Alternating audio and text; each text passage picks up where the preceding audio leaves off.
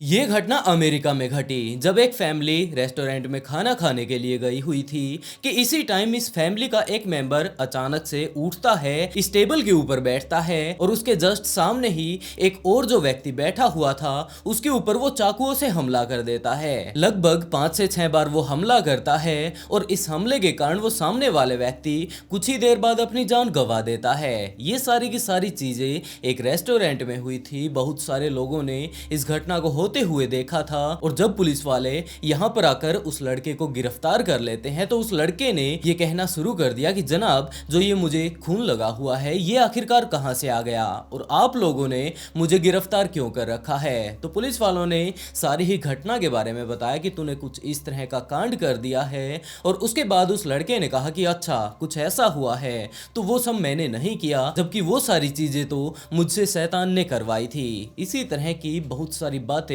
वो पुलिस वालों को बताता है और पुलिस वाले काफी ज्यादा गहरे कंफ्यूजन में चले जाते हैं कि आखिरकार ऐसा कैसे हो सकता है। और आज हम लोग इसी केस के बारे में बात करने वाले हैं और जानेंगे कि आखिरकार वहां पर घटा क्या था। लेकिन वीडियो में आगे बढ़े उससे पहले इस वीडियो का जो सबसे मेन हिस्सा है, मैं बात कर रहा हूं लाइक बटन की। मैं बिल्कुल भी नहीं चाहता कि कोई शैतान आकर उसके ऊपर कब्जा कर ले, तो आप लोग जाकर सबसे पहले उसे क्लिक कर दीजिए और उसके बाद वो पूरे तरीके से सेफ हो जाएगा। और इसके साथ साथ मैं यहाँ पर काफी सारी सोल्ड, अनसोल्ड और मिस्टीरियस स्टोरी लेकर आता रहता हूँ। तो आप लोगों को इन कहानियों में थोड़ी सी भी दिलचस्पी है तो ब्लडी फाइल्स को सब्सक्राइब जरूर कर लें और इसके साथ साथ वीडियो के नीचे जाकर एक प्यारा सा कमेंट कर दें ताकि अगली वीडियो में मैं आप लोगों को शाउट आउट दे पाऊं। और इसके साथ चलिए देखते हैं कि आखिरकार यहाँ पर क्या हुआ था। ये घटना घटी 1980 में जब गेट्जर फैमिली अमेरिका में रह रही थी और आज के टाइम में इनका घर इनके लिए छोटा पड़ रहा था। ये फैमिली काफी ज्यादा बड़ी हो चुकी थी तो इन्होंने यही सोचा कि हम लोगों को एक बड़ा सा घर ले लेना चाहिए और वैसे भी इनके पिता की दूसरे शहर में जॉब लग चुकी है और उन्हें हर रोज वहां से आना पड़ता है, तो क्यों न हम लोग उसी शहर में एक नया घर ले लें जो कि थोड़ा बड़ा हो। हम लोग बड़े ही आराम से वहां पर रह भी पाएंगे और इसके साथ साथ इनके पिता हर रोज अपने घर पर आ पाएंगे। इन्हें बाहर रेंट पर और घर लेकर रहना नहीं पड़ेगा। और इसी तरह की बहुत सारी बातें सोचते सोचते वो लोग यूएसए के ब्रुकफील्ड में एक घर को देख भी लेते हैं। वो लोग जाकर उसके मालिक से सारी ही बातें करके आ चुके थे और उसके बाद वो लोग वापस आकर अपने घर पर अपने बच्चों को बताते हैं कि हम लोग एक नए घर में शिफ्ट होने वाले हैं। बच्चे इस चीज को लेकर काफी ज्यादा एक्साइटेड थे और धीरे धीरे टाइम बीतने के साथ साथ एक समय ऐसा भी आया जब ये दोनों ही पति पत्नी मिलकर ये बात कहते हैं कि अब हम लोगों को शिफ्ट हो जाना चाहिए। वो लोग अपने घर का काफी सारा सामान एक गाड़ी में डालकर अपने नए घर पर जा पहुंचते हैं अपने सारे ही बच्चों को लेकर कि तुम लोगों को भी वहां पर जाकर हमारा ये सामान वहां पर सेट करवाने में हमारी मदद करनी है। सारे ही बच्चे बहुत ज्यादा एक्साइटेड थे और वो लोग अपने नए घर पर जा पहुंचते हैं। लेकिन जैसे ही वो लोग इस नए घर पर पहुंचते हैं तो सारे ही लोग उस ट्रक से अपना सामान उतार रहे थे और इस घर का जो सबसे छोटा बच्चा था डेविड, जो कि अभी सिर्फ 12 साल का था, वो सबसे पहले तो घर के अंदर जा घुसता है कि आखिरकार हमारा नया घर कैसा होने वाला है। यूं ही ढूंढते ढूंढते नई नई जगहों को एक्सप्लोर करते करते वो मास्टर बेडरूम में जा पहुंचता है और वहां पर जाकर उसने देखा कि यहाँ पर एक काफी बड़ा बेड रखा हुआ है। शायद ये बेड इस घर के पुराने मालिकों का होगा और वो लोग इसे यहीं पर छोड़कर चले गए। वो जाकर जब उसके पास अच्छे से चेक करता है, उसके ऊपर चढ़कर उसकी गद्दम को चेक करने लगता है तो उसने देखा कि ये तो एक वाटर बेड है। वो वहां पर बड़े ही अच्छे से एंजॉय कर ही रहा था अपने नए घर को कि इसी टाइम उसे महसूस होने लगता है कि उसके पैर को किसी ने पकड़ लिया है। वो नीचे देख पाता और अपने आप को संभाल पाता उससे पहले ही किसी ने उसका वो पैर खींच लिया। वो वहां पर नीचे गिरते ही इतना जोर से वो उस वाटर बेड पर गिरा था कि कुछ देर के लिए वो बेहोश हो जाता है। लेकिन जब उसकी नींद खुलती है तो उसने देखा कि इस कमरे के एक कोने में एक बूढ़ा सा व्यक्ति खड़ा हुआ है। वो काफी ज्यादा खतरनाक देखने में लग रहा है और जो सबसे अजीब बात उसकी है वो ये है कि उस आदमी के वो अंदर से उस दीवार को देख सकता था, यानी कि ये आदमी तो नहीं था और वो आदमी धीरे धीरे कर उसकी तरफ बढ़ रहा था। ये सारी ही बातें वो अच्छे से समझ पाता उससे पहले ही वो आदमी उससे के काफी ज्यादा नजदीक आ चुका था और नजदीक आते ही सबसे पहला जो वर्ड उस आदमी ने डेविड से कहा वो यही था कि तुम लोग यहाँ पर क्यों आए हो, तुरंत इस घर को छोड़कर चले जाओ। ये सारी बातें देखते ही अब डेविड काफी ज्यादा ज्यादा घबरा चुका था वो तुरंत घर के बाहर भागने लगता है और घर के बाहर जो एक पेड़ वहां पर उगा हुआ था उसके पास आकर चुपके से अंदर देखने लगता है। ये सारी की सारी हरकतें डेविड की उसके माता पिता देख रहे थे और उसकी माँ जूडी उसके पास आ पहुंचती है कि बेटा आखिरकार तुम इस तरह से क्यों कर रहे हो। डेविड ने पूरी की पूरी घटना के बारे में बताया कि अभी अभी घर के अंदर मेरे साथ कुछ ऐसी घटना घटी है, लेकिन उसके माता पिता ने बच्चे की बात पर ज्यादा ध्यान नहीं दिया और उन्होंने यही सोचा कि शायद ये सामान शिफ्ट नहीं करवाना चाहता जिसके लिए ये अलग अलग बहाने बना रहा है और हो सकता है ये अपने यहाँ पर नए आस पड़ोस में घूमना चाहता हो। तो वो लोग यही बात कहते हैं कि बेटा तुम्हें घूमना ही है तो वैसे ही जाकर घूम लो, इस तरह के अजीबो गरीब तुम बहाने क्यों बना रहे हो। ये बात बोलकर उसके माता पिता दोबारा से अपने काम पर लग जाते हैं अपना सामान उस घर में शिफ्ट करने पर। और अब तक डेविड वहीं पर खड़ा हुआ था, वो बहुत ज्यादा घबरा चुका था। उसके माता पिता ने सारा का सारा सामान अपना नए घर में शिफ्ट कर दिया था लेकिन अभी भी उनका बहुत सारा सामान अपने पुराने घर पर रखा हुआ था। तो वो लोग वापस गाड़ी में बैठते हैं और उन लोगों ने यही डिसाइड किया कि वो लोग कल तक अपना सारा ही सामान यहाँ पर ले आएंगे और उसके बाद ये लोग यहीं पर शिफ्ट हो जाएंगे। रात का टाइम हो चुका है, यहाँ पर कोई भी सेटलमेंट नहीं है रात के सोने की। घर पर जाकर वो आराम से सो पाएंगे, खाना अपना बना पाएंगे, खा पाएंगे और कल तक वो लोग यहाँ पर पूरी तरीके से एडजस्ट हो जाएंगे। यही बातें सोचकर वो लोग वापस अपने घर पर जाते हैं, लेकिन अपने घर पर जा लेने के बाद भी डेविड अपने माता पिता को यही बात बताने की कोशिश कर रहा था कि वहां पर कोई बंदा सच में ही मौजूद था। और अब भी उसके माता पिता यही बात बोल रहे थे कि जरूर डेविड इस जगह से जाना ही नहीं चाहता क्योंकि यहाँ पर इसके काफी सारे दोस्त मौजूद हैं और उन्हें शायद ये छोड़ना नहीं चाहता होगा। यहाँ पर ये सामान शिफ्ट नहीं करवाना चाहता था, यहाँ पर ये अपने दोस्तों को नहीं छोड़ना चाहता और यही कारण है कि ये लगातार नए नए बहाने बना रहा है। यही बातें आपस में करते हुए वो लोग रात का डिनर करते हैं, उसके बाद आराम से सो जाते हैं। लेकिन जब रात का टाइम हो चुका था तो आधी रात को डेविड की अचानक से नींद खुल जाती है। वो रोने लगता है और अपनी माँ के पास जाकर ये बात कहता है कि मैं उस घर में नहीं जाना चाहता। डेविड की माँ यही बात पूछती है कि बेटा आखिरकार तुम्हें उस घर से परेशानी क्या है। तो डेविड ने बताया कि मैंने अभी अभी एक सपना देखा है जिसके अंदर कि हम लोग यानी कि कल का मैंने सपना देखा था कि हम लोग उस घर के बाहर पहुंचते हैं कि उसी टाइम उस घर के अंदर उस घर का ओनर अभी भी मौजूद था। वो देखने में काफी ज्यादा भयानक था, उसकी गर्दन तो बिल्कुल थी ही नहीं और उसके सिर को अगर देखा जाए तो ये बात लगती थी कि उसके धड़ के ऊपर उसके सिर को रख दिया गया है। और उसका जो कुत्ता था वो भी देखने में काफी ज्यादा भयानक था, उसका मुंह सिर्फ और सिर्फ दो तरीके से नहीं जबकि 4 पार्ट्स में खुल रहा था। मुझे काफी ज्यादा डर इस चीज से लग रहा है और मैंने सपने में ये भी देखा था कि जब हम लोग उस घर के करीब पहुंचते हैं अपने नए घर के करीब तो वो कुत्ता लगातार हम लोगों के ऊपर टूटने की कोशिश कर रहा था। वो बार बार वहां पर खिड़की के ऊपर खरोंचे मार रहा था अपने पंजों से, अपने मालिक से इतनी ही लगातार वो कोशिश कर रहा था कि वो उससे छुटा पाए और आकर हम लोगों के ऊपर हमला कर दे। अब वो मैं बहुत ज्यादा घबरा चुका हूँ और मैं वहां पर नहीं जाना चाहता। उसके माता पिता उसे आराम से समझाते हैं और उसके बाद यही बात कहते हैं कि बेटा तुम थोड़े दिन वहां पर रहोगे, उसके बाद सारी चीजें ठीक हो जाएंगी। और कुछ एक इसी तरीके से उसे समझाते हुए वो लोग रात को सुला देते हैं। लेकिन जो सबसे अजीब बात थी वो ये थी कि सुबह का सारा सामान जो कुछ उनके घर में बच गया था वो लोग अपने गाड़ी में डालकर जब उस नए घर पर पहुंचते हैं तो उन्होंने देखा कि यहाँ पर जो मेन दरवाजा है उसके बैक साइड में सच में ही एक कुत्ते के खरोचने के निशान मौजूद हैं और ये निशान एक दिन पहले नहीं थे।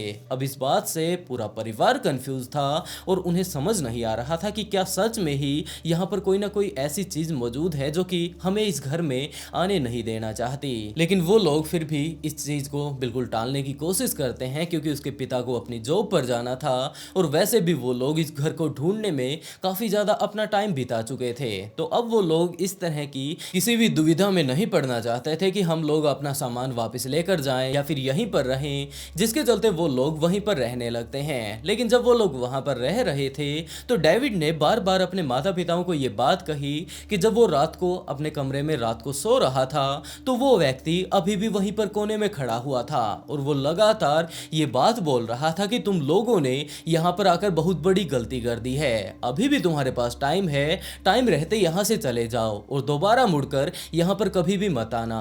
अभी भी वो लगातार अपने माता पिता को यही बात बोल रहा था। लेकिन उसके माता पिता पिता के पास इतना टाइम बिल्कुल भी नहीं था कि वो अपने बेटे की इस तरह की अजीबोगरीब कहानियां सुने, जिसके चलते वो लोग सिर्फ और सिर्फ अपने काम पर ध्यान देते हैं। एक दिन रात को सारे ही लोग बड़े ही मजे से सो रहे थे कि इसी टाइम डेविड की माँ जूडी की नींद खुलती है। उसने देखा कि हमारे घर के बाहर कोई ना कोई अजीबोगरीब आवाजें लगा रहा है, जिसके चलते वो अपने रूम से निकलती है और बाहर की तरफ अपनी खिड़की से देखने की कोशिश करती है, लेकिन बाहर से कोई भी आवाजें नहीं आ रही थी, जिसके चलते वो अपने घर के और कमरों को देखने लगती है और उसने देखा कि जो डेविड का रूम है ये सारी की सारी आवाजें वहां से आ रही है। वो उसके रूम में पहुंचती है, दरवाजा खोलकर जब वो अंदर की तरफ देखने लगती है तो उसकी आंखें फटी की फटी रह जाती हैं। उसने देखा कि डेविड इस टाइम अपने बेड पर सो रहा था, लेकिन इस टाइम वो बेड पर लेटकर नहीं सो रहा है, जबकि वो बेड से ऊपर उठ चुका है और ऊपर उठे उठे पता नहीं वो किस तरह की कौन सी लैंग्वेज में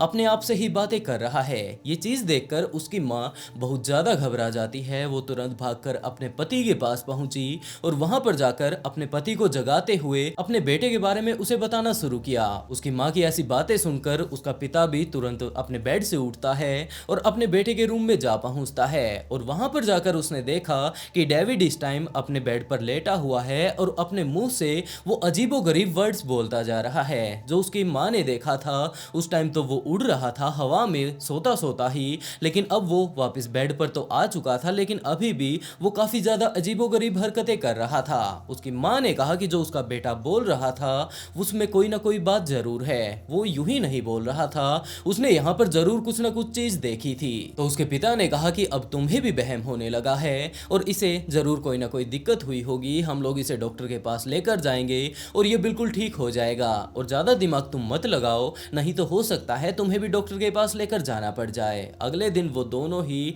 अपने बेटे को डॉक्टर के पास लेकर जाते हैं, उसका पूरा का पूरा चेकअप करवाते हैं। रात के टाइम तो वो अजीबोगरीब आवाजें निकाल रहा था, लेकिन सुबह होते होते वो बिल्कुल ठीक हो चुका था और डॉक्टर ने जो भी उसके चेकअप वगैरह किए उससे यही बात पता चली कि ये बिल्कुल फिट एंड फाइन है, इसे कोई भी दिक्कत नहीं है। लेकिन जब अगली रात दोबारा से वो सोने के लिए जाता है तो वो इसी तरह की लगातार अपने रूम से आवाजें लगाने लगता है और अगले दिन उसके पिता की पहले नींद खुल जाती है। वो जाकर अपने बेटे को संभालने के लिए वहां पर जा पहुंचता है और वहां पर जाकर उसने देखा कि उसका बेटा हवा में उड़ रहा है, यानी कि जो एक दिन पहले उसकी माँ ने अपने पति को ये सारी बातें बताई थी वो झूठ नहीं थी। अब उसके पिता को भी ये बात लगने लगी थी कि जरूर उसका बेटा संकट में है, उसे कोई ना कोई ऐसा जुगाड़ करना होगा जिससे कि उसके बेटे के ऊपर से जो ये शायद हो सकता है कोई आत्मा वगैरह आ गई हो, ये उसे छोड़कर चली जाए। जिसके बाद वो वहां पास में ही मौजूद एक चर्च में जा पहुंचता है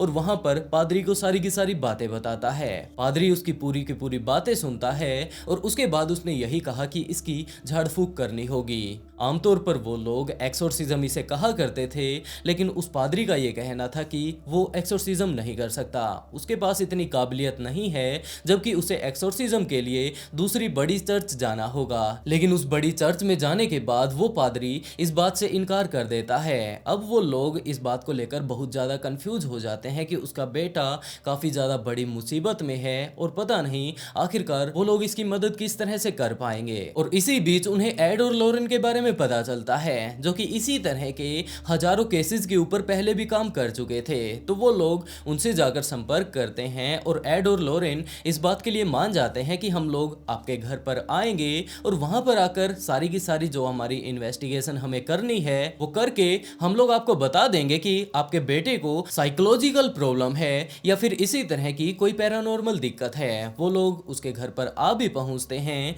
और वहां पर आते ही एड और लॉरेन ने 1 घंटे के अंदर अंदर ये बात बता दी कि तुम्हारा जो ये घर है यहाँ पर सच में ही कोई ना कोई पैरानॉर्मल घटना घट रही है। यहाँ पर एक नहीं जबकि हमें काफी सारी आत्माएं होने का आभास हो रहा है। वो लोग अगले काफी देर तक वहां पर बैठते हैं और इसके अलावा वो लोग ये बात भी कहते हैं कि हम लोग डेविड से मिलना चाहेंगे। जूडी अपने बेटे डेविड को वहां पर ले आती है और जब वो उसके पास बैठकर कुछ एक टाइम बिताते हैं तो एड और लॉरेन ने ये बात जूडी और उसके पति को बताई कि इस लड़के के अंदर कोई 1-2 आत्मा नहीं जबकि 40 से कहीं ज्यादा आत्माएं हैं, लगभग 40 या 45 आत्माएं इसके अंदर घुसी हुई हैं। इस तरह की बातें सुनकर डेविड के माता पिता काफी ज्यादा घबरा जाते हैं और वो उन दोनों से और ज्यादा इस बारे में जानने की कोशिश करते हैं कि आखिरकार ये आत्माएं कौन हैं, हम लोगों से ये क्या चाहती हैं। तो एड और लोरेन ने बताना शुरू किया कि जो वो 40 से 45 आत्माएं हैं वो सारी की सारी आपस में लड़ाई कर रही हैं। वो ये बात बोल रही है कि इस बॉडी के ऊपर वो कब्जा करना चाहती है, कोई और आत्मा बोल रही है कि वो कब्जा करना चाहती है, और इस टाइम इन सारी ही आत्माओं के बीच इसके अंदर लड़ाई चल रही है। और यही कारण है कि आप लोगों ने जो वो हमें बताया था कि ये रात के टाइम उड़ रहा था, सोते सोते पता नहीं ये क्या बोल रहा था, उसका कारण यही है कि इसके अंदर बहुत सारी आत्माएं आपस में लड़ाई कर रही हैं। तो डेविड के माता पिता अब बहुत ज्यादा घबरा जाते हैं और उन्होंने यही पूछना शुरू किया कि अब हम लोग क्या कर सकते हैं। तो एड और लोरेन ने यही बात कही कि इसका एक्सोर्सिज्म करना होगा। तो उसके माता पिता ने कहा कि इस बात के लिए तो पादरियों ने बिल्कुल साफ इनकार कर दिया है। तो इस पैरानॉर्मल इन्वेस्टिगेटर कपल ने ये बात कही कि हम लोग आपके लिए बातें कर लेंगे, और उसके तौर पर वो काफी सारे चर्चों में जाते हैं। वहां पर जाकर अपने जो जान पहचान के पादरी थे उन्हें जाकर ये समस्या बताई, क्योंकि वो पहले ही काफी सारे इस तरह के केसेस उनके पास लेकर जा चुके थे और अक्सर वो पादरी भी इनसे मदद लेते रहा करते थे। तो ये आपस में एक दूसरे को काफी अच्छे से जानते थे। तो उन पादरियों को जैसे ही पता चला कि इस तरह का ये लोग केस लेकर आए हुए हैं, तो वो लोग इस बात के लिए तैयार हो जाते हैं कि हाँ, हम लोग इनका एक्सोर्सिज्म कर देंगे, और वो लोग अपनी प्रोसेस शुरू भी कर देते हैं, जिसके लिए करीबन 5 पादरी उनके घर पर आते हैं। उन्होंने एक्सोर्सिज्म करना शुरू किया, और पहली बार एक्सोर्सिज्म पूरा होते ही उन पादरियों ने बताया कि हमें 2 बार और यहाँ पर आकर एक्सोर्सिज्म करना होगा। इस झाड़ फूक के बाद ये पूरे तरीके से आजाद हो जाएगा। ये सारी बातें बोलकर वो वापस अपने चर्च में चले जाते हैं, और इस घटना के करीबन 10-15 दिनों बाद दोबारा से वो वहां पर आते हैं, डेविड के ऊपर एक्सोर्सिज्म करते हैं, और उसके बाद वापस चले जाते हैं। और इसी टाइम डेविड की बहन डेवी अपने बॉयफ्रेंड के साथ गई हुई थी। आपस में जब वो लोग रेस्टोरेंट में बैठकर बातें कर रहे थे, तो इसी बीच डेवी ने अपने बॉयफ्रेंड आर्ने शान को बताया कि आज के टाइम में उसके भाई की कुछ ऐसी हालत हो चुकी है, पता नहीं डीमन उसके साथ चाहते क्या हैं। और जो इन्वेस्टिगेटर आए थे उन्होंने बताया कि उसके अंदर करीबन 40 से 45 आत्माएं घुसी हुई हैं। आपस में वो आत्माएं लगातार लड़ती जा रही हैं। उसके शरीर में जब वो फाइट करती हैं तो उसके भाई के ऊपर काफी ज्यादा गंदा प्रभाव पड़ता है, और उसके भाई का वजन लगातार गिरता जा रहा है, तबीयत उसकी खराब होती जा रही है। पता नहीं आखिरकार ये आत्माएं उसे छोड़कर कब जाएंगी। शान को जब इस बारे में पता चलता है तो उसने डेवी से ये बात कही कि वो उसके भाई से मिलना चाहता है। डेवी भी इस बात के लिए मना नहीं करती है, और वो शान को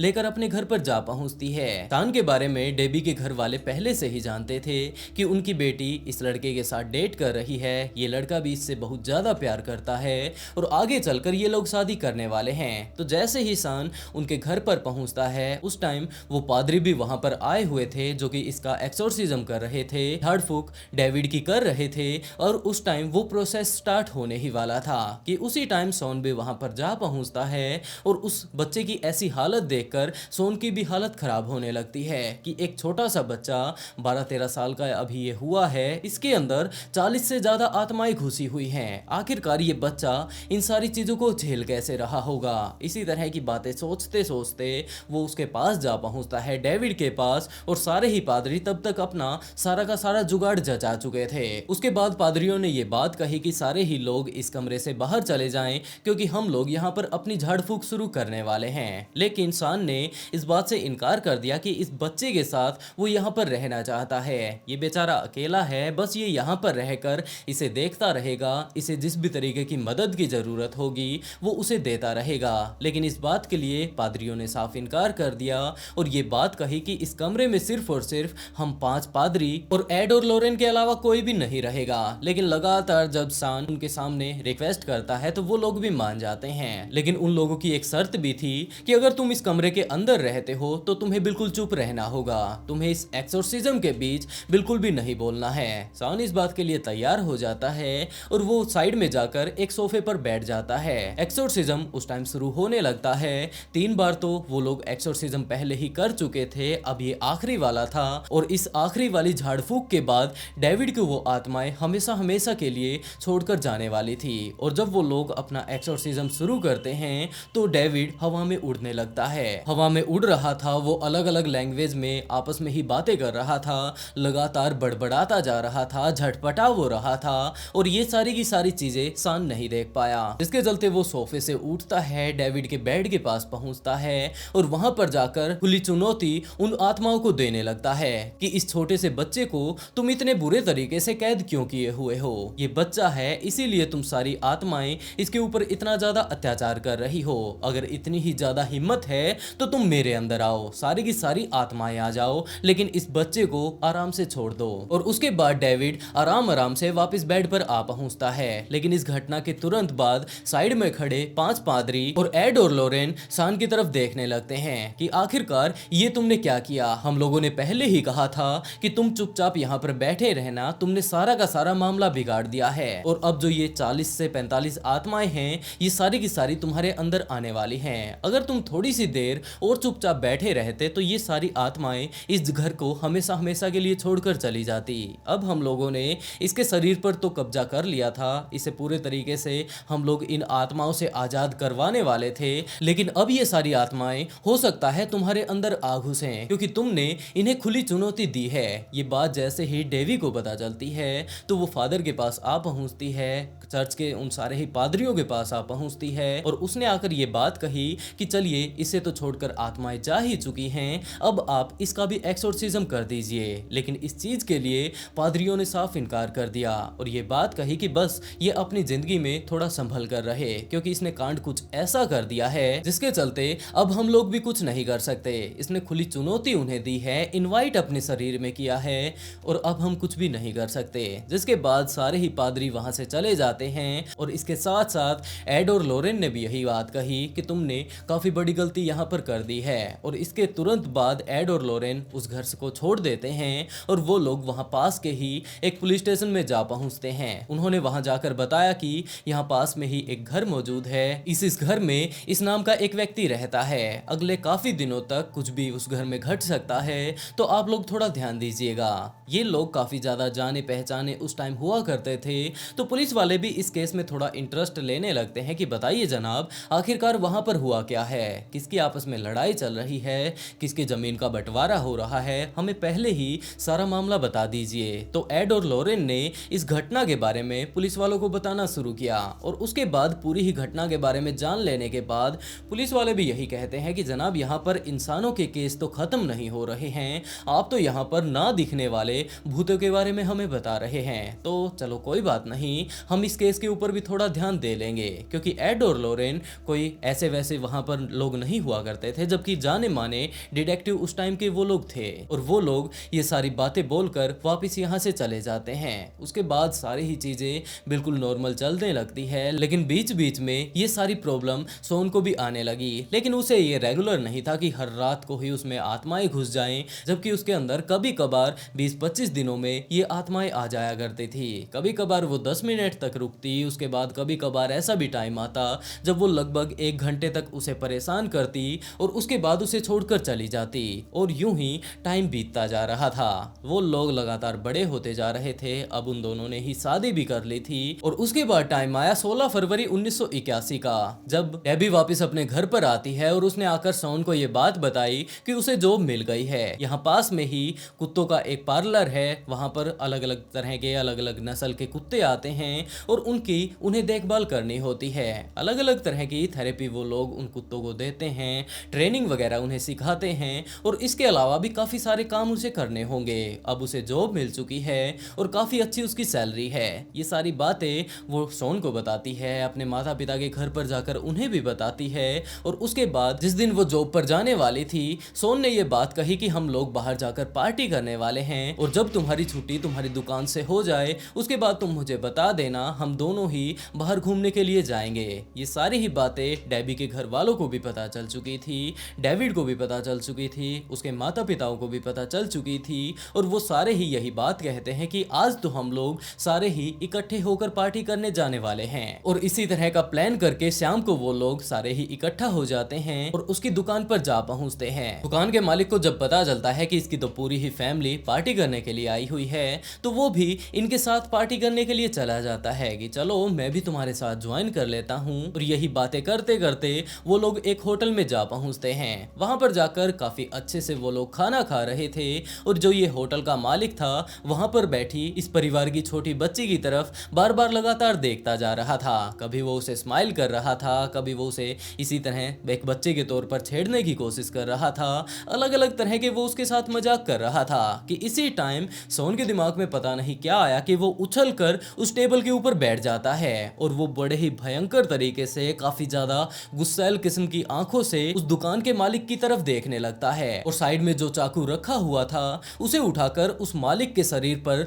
लगातार कट मारने लगता है। काफी सारे उसने हमले किए, लगभग 5 से 6 बार उसने उसके शरीर पर अलग अलग जगहों पर हमले किए होंगे, जिसमें कि उसकी गर्दन भी शामिल थी और वहीं पर उसके शरीर में से काफी सारा खून बहने लगता है। जब उसने उसके गर्दन पर चाकू मारा तो उसका खून सोन के ऊपर भी आ लगता है और जैसे ही ये सारा कांड होता है सोन वहीं पर गिर जाता है। ये सारा कांड एक रेस्टोरेंट के अंदर हुआ था जहां पर कि आसपास में काफी सारे और भी लोग खाना खा रहे थे।